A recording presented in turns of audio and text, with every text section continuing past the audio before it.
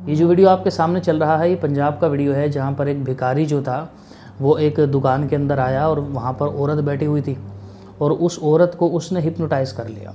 और हिप्नोटाइज़ करने के बाद में उससे ज़ेवरात लाखों के ये लूट करके बड़ा तसल्ली के साथ में यहाँ से चला गया। अभी पीछे भी ऐसा वाक़या हुआ था, आपने देखा होगा कि एक आदमी के पास में एक शख्स जो था आया और फिर उसने उसको हिप्नोटाइज़ कर लिया। हिप्नोटाइज़ करने के बाद में इंसान का दिमागी कंट्रोल जो होता है वो कुछ देर के लिए बिल्कुल एक तरह से ख़त्म ही हो जाता है। सामने वाला उसको जो इंस्ट्रक्ट कर रहा होता है ये इंसान उसकी बातों को मानता चला जाता है।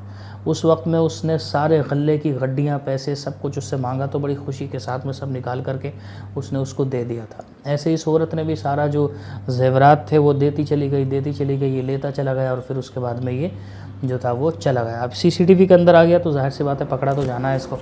लेकिन बहरहाल इसकी वजह से ये जो हिप्नोटाइज़ करने की वजह से इसने कैसे महिला को लूट लिया, इस बात से जो है एक तो ये भी पकड़ में आएगा और साथ ही साथ में इस तरह के कृत्य करने वाले लोग जो पूरा ग्रुप होता है, मंडली होती है, उसका भांडा फूट रहा है। तो जिन इलाकों के अंदर ये ख़ास तौर पर हो रहा है वो लोग थोड़ा ज़्यादा तवज्जो दें। और वैसे भी इन लोगों को ज़्यादा अपने पास में बिठा करके बातचीत करना, ख़ास तौर पर जो हट्टे कट्टे लोग होते हैं उनको तो मतलब ना ही दिया करें तो अच्छा है, ना दिया करें। इनको तो मतलब भीख मांगना ये कोई अच्छा काम नहीं है। भीख एक मजबूरी का किस्सा होता है, जो मजबूर है उसको ही देना चाहिए। जो बिल्कुल ही हट्टा कट्टा है, कारोबार भी कर सकता है, बस फिर भी उसको लत पड़ गई है भीख मांगने की, उसकी मदद करना, उसको भिखारी एक नाजायज़ काम के ऊपर मदद करना है। और ये नाजायज़ काम में मदद करना खुद गुनाह होता है, ठीक है। तो इसे इंसानों को तो खैर देना ही नहीं चाहिए, एक बात।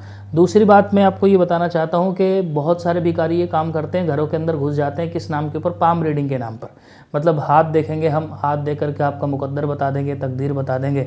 और जब इस तरह की बातें वो सामने वाले करते हैं तो कुछ औरतें ख़ास तौर पर बहुत उत्सुक हो जाती हैं और अपना हाथ दिखाती हैं कि बताओ हमारी किस्मत में क्या है, क्या होने वाला है, मालदार हो जाऊंगी कि नहीं हो जाऊंगी, बच्चे तो ठीक रहेंगे, कोई पड़ोसी तो परेशान नहीं करेगा, पैसा तो हथेली में खूब रुकेगा, वगैरह वगैरह।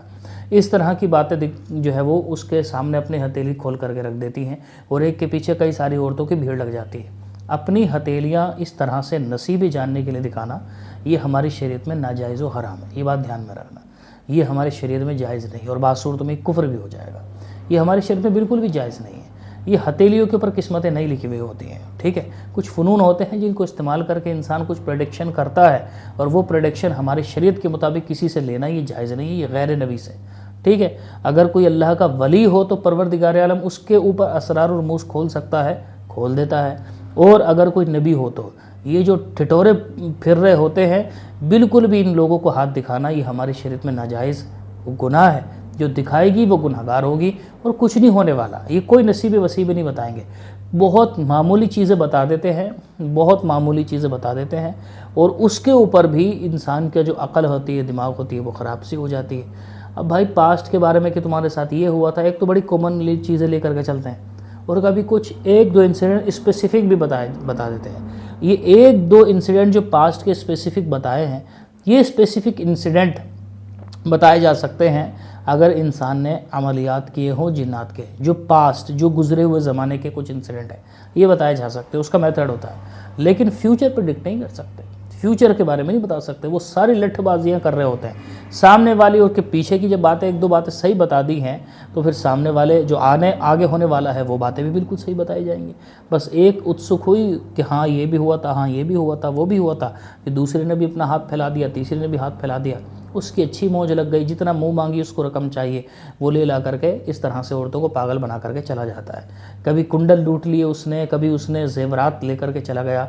इस तरह का एक इंसिडेंट नहीं है, बहुत सारे इंसिडेंट हैं, ये सारे भटिए हैं। इन लोगों से आप बचिए, इन लोगों के चक्कर मत आइए।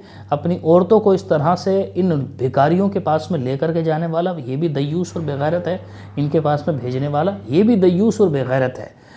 अपनी बीवी को ना तो इन लोगों के हाथ दिखाने दें, हाथ पढ़ने दें, ना ऐसे बाबाओं मुल्लाओं के पास में भेजें जो कि मरीज़ों को देखते हैं अपने सामने बिठा करके, ना पर्दे का लिहाज हो तो कोई नहीं, सामने से बात करते हैं, मत भेजो। आप गुनाहगार हो और सख्त गुनाहगार हो, जो शोहर है, जो बाप है, जो भाई बहन है, जिनके अंडर वो उस वक्त में है और उसकी मातहती के अंदर ही वो वहाँ पर चली जाती है, यही जिनकी मातहती में है, जिनकी विला में है, ये सब लोग गुनाहगार होंगे। ये बात ध्यान में रखना, आप भेज नहीं सकते हैं। अल्लाह तबारक व तआला अमल की तौफीक अता फ़रमाए और ऐसे लोगों से ख़ास तौर पर बड़े सावधान रहें जो लोग इस तरह का कृत्य करते हैं, क्योंकि ये सारी जमा पूंजी एक बार में ले ला करके चले जाते हैं और आपके पास में कुछ रहता नहीं है। ये सीसीटीवी है तो बच जाते हैं, शक्लें दिख जाती हैं, वरना ये निकल गए फिर कहाँ हाथ आने वाले होते हैं। अल्लाह तबारक व तआला हम सबको अमल की तौफीक अता फ़रमाए, बचने की तौफीक अता फ़रमाए, इन लोगों से